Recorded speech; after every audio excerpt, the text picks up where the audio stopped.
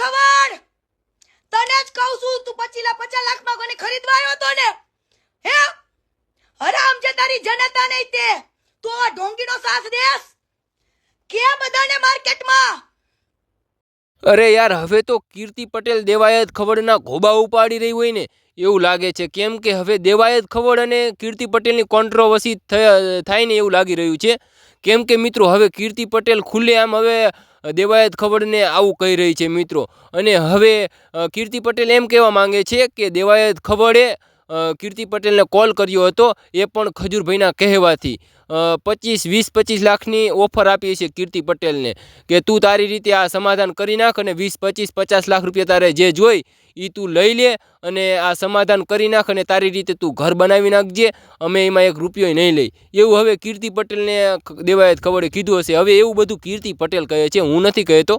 પણ મિત્રો હવે આની અંદર કોણ સાચું છે અને કોણ ખોટું છે ને એ હજુ સામે નથી આવ્યું મિત્રો. ઘણા બધા લોકો વિડીયો જોઈ રહ્યા છે પણ હજુ સામે નથી આવ્યું કોણ ખોટું છે અને કોણ સાચું છે એ.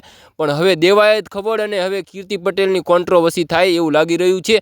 અને હવે કીર્તિ પટેલ હવે એમ કહે છે કે જો ખજૂર સાચો હોય ને તો હવે આ સમાધાન કરવાનું કે જ નહીં, બીજા પાસે કોલ કરાવે જ નહીં. કલાકાર સાહિત્ય કલાકાર છે ભુવાજી છે આ બધા પાસે કોલ કરાવે અને પછી પાછા મને કોલ કરાવે કે આ સમાધાન કરી નાખો, આવી રીતે ઓફરો આપે એવું કીર્તિ પટેલ કહે છે. અને ગમન ભુવાજીનું કોલ રેકોર્ડિંગ પણ કીર્તિ પટેલે વાયરલ કર્યું હતું સોશિયલ મીડિયાની અંદર. એના કારણે ઘણા બધા લોકો કીર્તિ પટેલને સપોર્ટ કરી રહ્યા છે, કેમ કે ઘણા બધા લોકો હવે કીર્તિ પટેલે જે વિડીયો મૂક્યો છે ને કોલ રેકોર્ડિંગ વાળો એની અંદર ઘણા બધા લોકો એવી કોમેન્ટ કરી છે કે જો ખજૂરભાઈ સાચા હોત તો હવે ડિબેટમાં બેસે કાં તો તમારી સામે આવે. અને ઘણા બધા લોકો એમ કહે છે કે ખજૂરભાઈ સાચા હોય તો આવું સમાધાન કરવાનું કે જ નહીં. ઘણા બધા લોકો હવે એવું કહે છે.